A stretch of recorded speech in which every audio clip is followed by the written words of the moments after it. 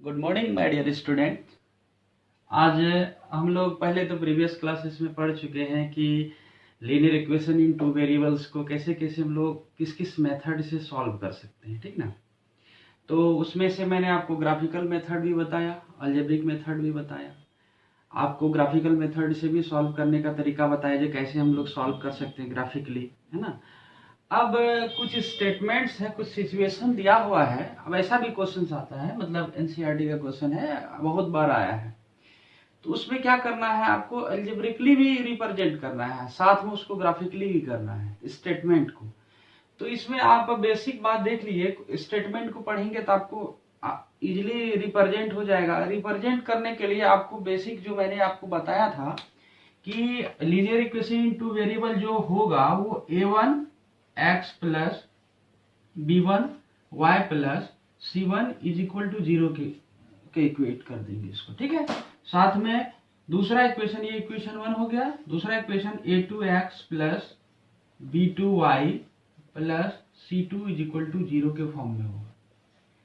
ये आपका linear equation in two variables, मतलब वेरिएबल एक्स एक्स और a pair of linear equation है तो इक्वेशन 1 एंड इक्वेशन 2 पेयर में होगा, जोड़ा में होता है, ठीक है।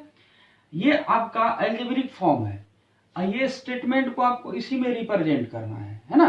तो ग्राफिकली जब हम लोग करते हैं, ग्राफ में इसको मतलब सॉल्व करेंगे तो 3 कंडीशन आता है। मैंने आपको बताया था पहला कंडीशन में क्या होगा कि if a1 upon a2 is not equal to b1 upon b2 then the equation is, है ना, unique solution. Having unique solution, lines क्या करेगा, इंटरसेक्ट करेगा एक पॉइंट पे, और ऐसे इक्वेशंस को हम लोग बोलते हैं कंसिस्टेंट। जैसे मान लीजिए यही ग्राफ है तो कहीं एक जगह इंटरसेक्ट, जैसे पॉइंट ऑफ इंटरसेक्शन जो होगा ना वही एक्स और वाई का कोऑर्डिनेट्स जो होगा, एक्स और वाई का वैल्यू होगा, ठीक है।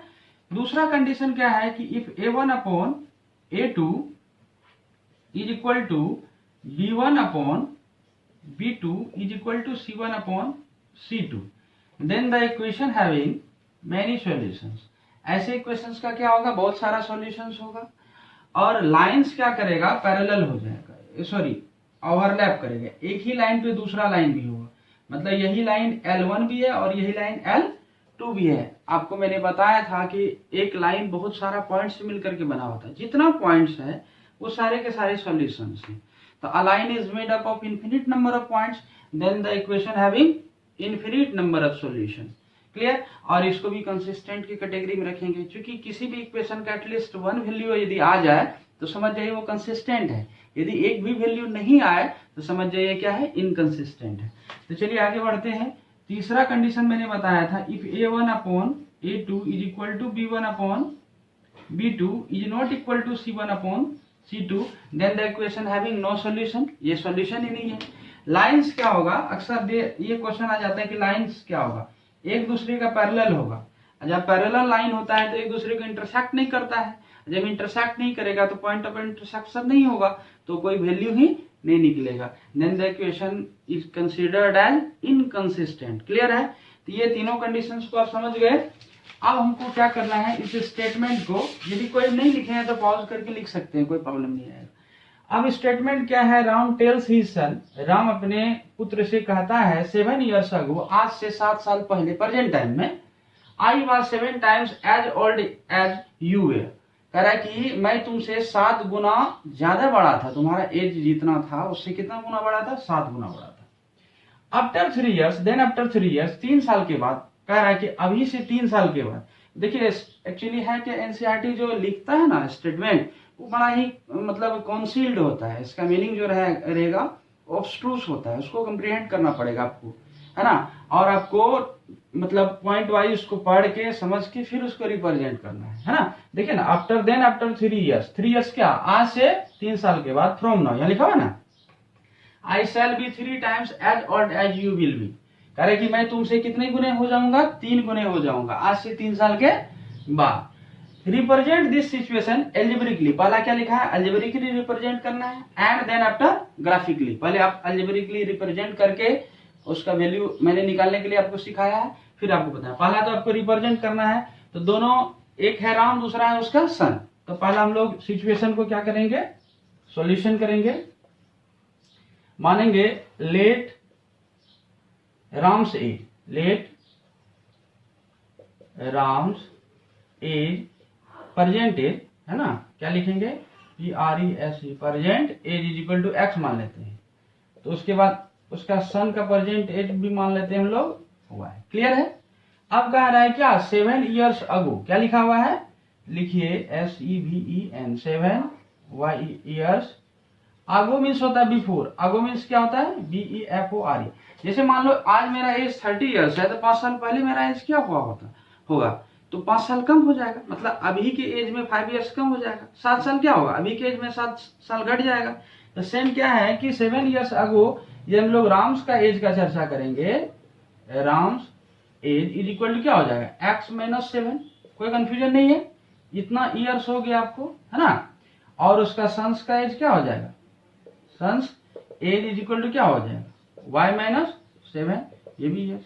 अब कह रहा है अकॉर्डिंग टू द क्वेश्चन, क्या कह रहा है बाबू रे, यहाँ कह रहा है कि राम का एज क्या है, यहाँ लिखिए राम बराबर लिखिए सन। राम जो अपने सन के कितने गुने के बराबर है, 7 टाइम्स, कितने टाइम्स, यहाँ लिखेंगे इंटू 7। राम के एज के जगह में क्या लिखेंगे x minus 7 is equal to क्या लिखेंगे 7 सन का एज क्या है y माइनस 7। अब इस सिचुएशन को हम लोग कर लेते हैं x minus 7 is equal to 7y minus 49। Clear है। तो x minus 7y is equal to minus 49 plus 7, इसको हम लोग क्या लिख सकते हैं x minus 7y is equal to minus 42। Equation 1 clear हो गया, समझ गए ना, इक्वेशन 1 क्लियर हो गया, यहां तक समझ में आ गया। अब हम लोग आगे बढ़ते हैं, बोर्ड थोड़ा छोटा है, आपको मैनेज करना है, ठीक है।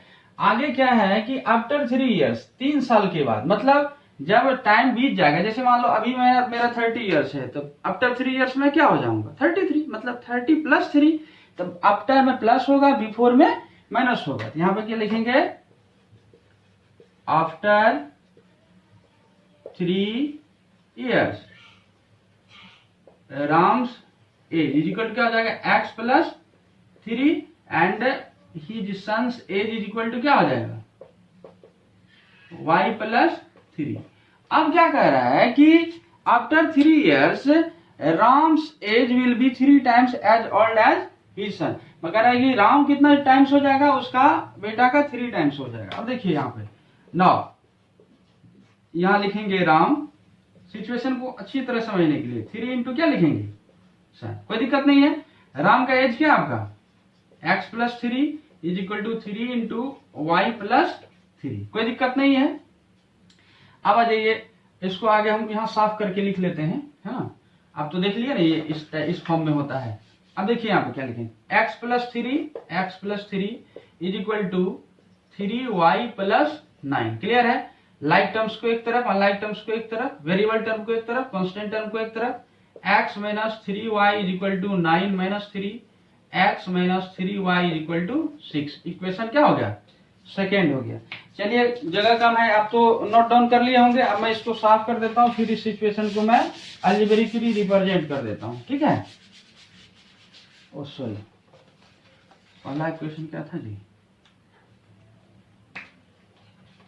पहला इक्वेशन था x minus 7y is equal to minus 42। Equation 1 हो गया। दूसरा इक्वेशन क्या है x minus 3y is equal to 6। Equation second हो गया। अब ये दोनों इक्वेशन आपको क्या अलजेब्रिकली रिप्रेजेंट हो गया, है ना। Represent this situation algebraically. अब क्या करना है ग्राफिकली रिप्रेजेंट करना है। चलिए अब टोटल को हम साफ कर देते हैं। इसको साफ करने के साथ में हम लोग क्या बनाएंगे, एक ग्राफ ड्रॉ करेंगे। ये वर्टिकल लाइन और ये आपका horizontal line. Vertical line horizontal line एक दूसरे को जहां इंटरसेक्ट करता है उसको हम लोग ओरिजिन कहते हैं। अब देखिए ओरिजिन से राइट डायरेक्शन में जो जाएगा हॉरिजॉन्टली, ये कहलाएगा आपका पॉजिटिव एक्स एक्सिस। क्या कहलाएगा पॉजिटिव एक्स एक्सिस। और इधर लेफ्ट साइड में जो जाएगा वो निगेटिव हो जाएगा।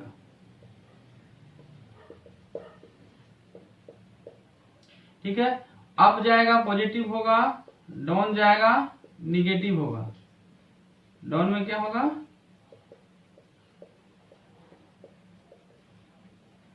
निगेटिव होगा। तो चलिए आप किसी भी एक इक्वेशन को लेते हैं और फिर मैं उसको सॉल्व करने की कोशिश करता हूं, है ना।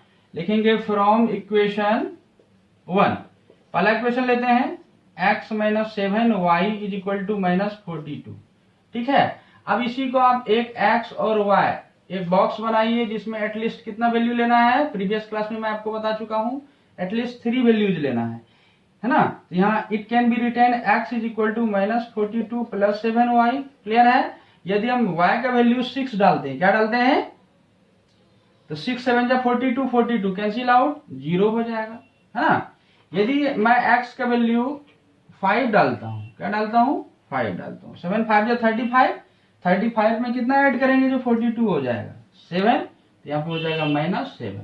यहाँ पे यदि मैं 7 डालता हूँ, 7 7 जा 49 हो गया, 42 कैंसिल होगा, तो यहाँ पे हो जाएगा प्लस 7, क्लियर है।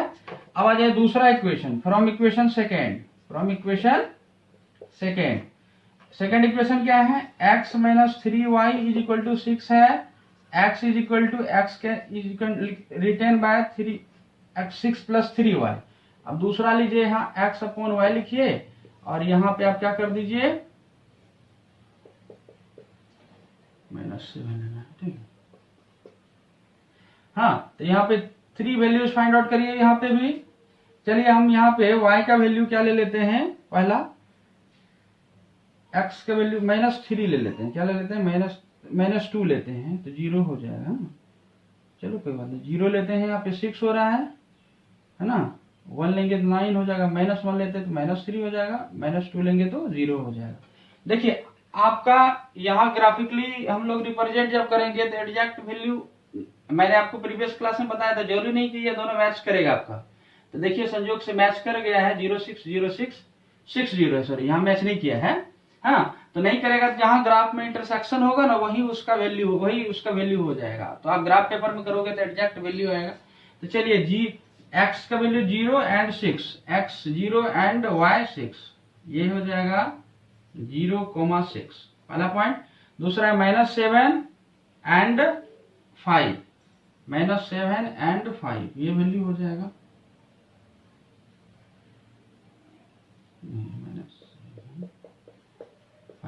दूसरा क्या है, 7 एंड 7, x का वैल्यू भी 7 और y का वैल्यू भी 7, लगभग यहाँ पे आ जाएगा आपका 7 7, ठीक है ना जी। तो यहाँ पे एक लाइन ड्रॉ होगा ऐसे, ठीक है। ग्राफ को कॉपी में देख लीजिएगा, ग्राफ में अच्छा से पता चल जाएगा, है ना। यहाँ पे आपका आ गया, ठीक है। अब आइए दूसरा क्या है, 6 0, x 6 एंड 0, ये वाला पॉइंट हो जाएगा 6, 0। दूसरा वैल्यू क्या है आपका, -3 -1, -3 एंड -1, यहाँ पे आएगा आपको -3 -1। दूसरा लास्ट वन क्या है, 0, -2, 0, -2, ये वैल्यू हो जाएगा 0, -2। तब यहाँ से आपका क्या हो जाएगा, एक लाइन यहाँ से ड्रॉ होगा, आगे जाकर के कहीं ना कहीं 0, -2 -3,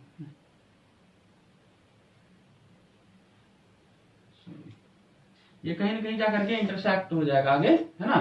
तो ये आपका वैल्यू जो होगा क्या होगा, ग्राफिकली एंड अलजेब्रिकली रिप्रेजेंट हो गया।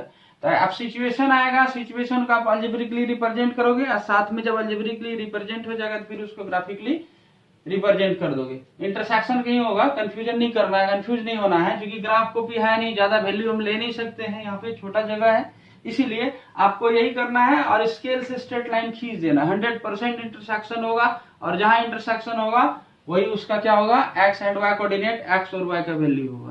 क्लियर है। तो आगे भी ऐसे ही आप लोग करेंगे, है ना। फिर मैं न्यू वीडियो लेकर के आऊंगा नेक्स्ट डे। इतना तक के लिए धन्यवाद।